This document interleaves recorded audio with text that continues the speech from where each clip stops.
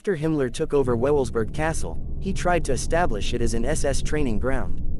This effort ultimately proved unsuccessful, so he used it to train SS officers in much more narrower areas, namely, medieval folklore, pre-Christian Germanic history, genealogy, to propagate the Aryan myth of German descent, which has long since been refuted, and participate in teaching and carrying out black magic. Wewelsburg Castle had a scientific library, which made the work done there look like it had a solid, factual basis.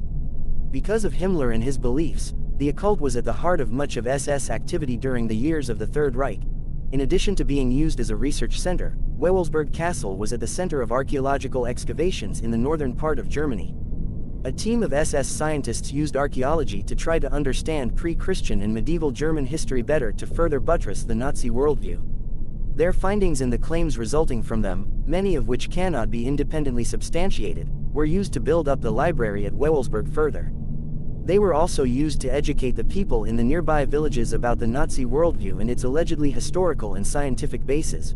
However, in addition to all of these things, Heinrich Himmler tried to position Wewelsburg Castle so that it would symbolically be at the center of the world. His purpose was simple. He believed that a giant apocalyptic battle would be fought in the vicinity and wanted to use black magic to ensure victory for the Nazi regime. Himmler's infatuation with sorcery and occultic practices definitely added a colorful flavor to the regime's ideology.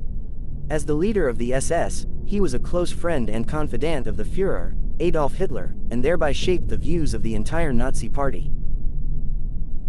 Not to be confused with Rudolf Höss, the commandant of Auschwitz, Rudolf Hess was one of the highest-ranking Nazi officials.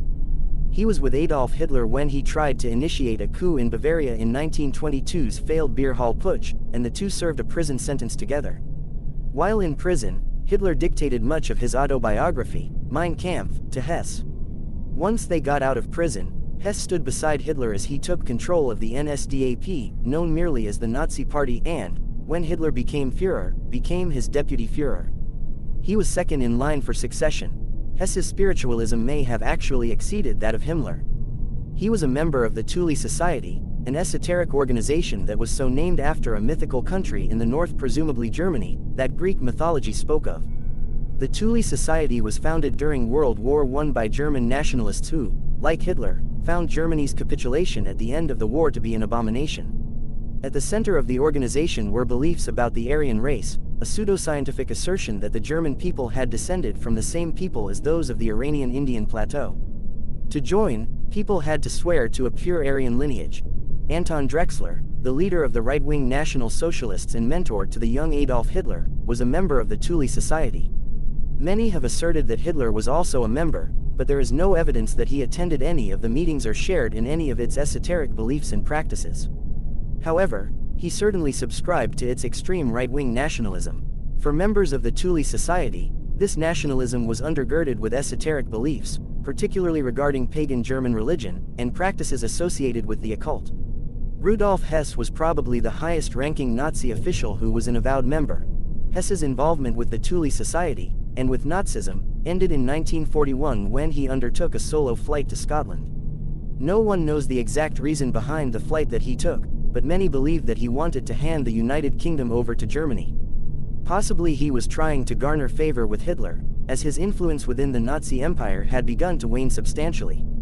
He told Scotland's Duke of Hamilton that he was there without Hitler's knowledge, and in doing so, sacrificed any political immunity that he might have had. The British imprisoned Hess, and he never got out. Seeing the flight to Scotland as a personal betrayal, Hitler completely disavowed his deputy Führer and made no effort to have him released. Also, he had many of Hess's associates rounded up. A large number of them had, like him, been members of the Thule Society. All of its esoteric practices, such as fortune-telling and engaging in black magic, became contraband.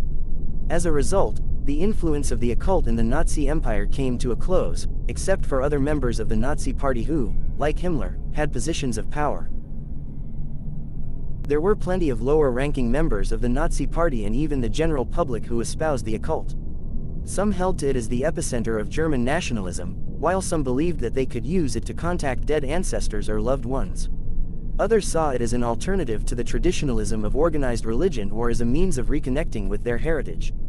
Whatever the reason, people frequently found themselves getting into trouble with the Nazi Party, especially when the magic that they had used was fulfilled or predictions that they made came true. One such individual was Karl Ernst Kraft. Kraft was an astrologer, someone who made predictions based on patterns in the night sky, who was born in Basel, Switzerland. In 1939, he predicted that in November, between the 7th and the 10th, there would be a plot to assassinate Hitler. That prediction proved to be true, as a bomb at the Munich beer hall, meant for Hitler, killed 7 people and injured scores on November 8. When word of the prophecy reached Rudolf Hess, he had Kraft arrested. An occultist himself, Hess became convinced that Kraft's gift for prophecy was genuine. Kraft then became employed by the Nazi Empire to try to understand the prophecies that Nostradamus, the medieval sage and seer, had made 500 years prior. The Nazis, including Hitler himself, were interested in seeing which of his predictions were favorable to them. However, after Hess's disastrous flight to Scotland and the Nazis cracked down on occultists, Kraft was arrested and sent to prison. He would never get out. He died in prison in 1945. Ironically, the fortune-telling gift that he claimed to have would lead to his almost downfall and then rise in the Nazi Party before he would die in a Nazi prison. In addition to Kraft, Johann Dietrich Eckart was a fortune-teller who supported prophecies that he believed were favorable to the Nazi Party. He was an associate of Hitler even before the 1922 beer hall putsch and, like Hess, was a member of the Thule Society. The Thule Society believed that a long-awaited Messiah would emerge in Germany and deliver it from the humiliation and woes of World War I and the Treaty of Versailles.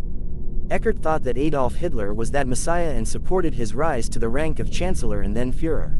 Eckart particularly appreciated a prophecy by Nostradamus that claimed, "Beasts ferocious with hunger will cross the rivers, the greater part of the battlefield will be against Hitler," along with references to a child of Germany. Eckart's support of Hitler, combined with his position within the Thule Society, helped garner the support of occultists and other followers of esoteric spiritualism for the rising leader of Germany. Even though Hitler was not a spiritualist himself, he may not have enjoyed the success he had without his occultic followers.